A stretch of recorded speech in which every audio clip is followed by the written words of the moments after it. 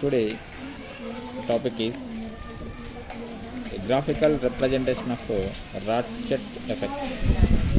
This is a diagram. In this diagram, x-axis denoted by income, consumer's income, and y-axis denoted by consumer's consumption. So this is the curve which is passing through the horizon is it is a function of a long run period.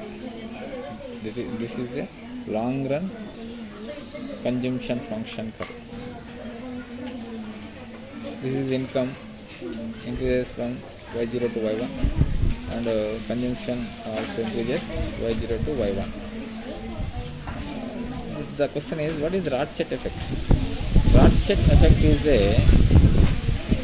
a coordination of consumer consumption, a coordination of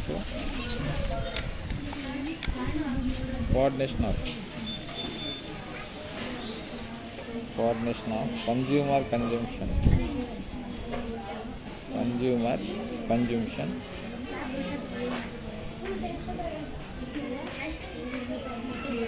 in short and long periods.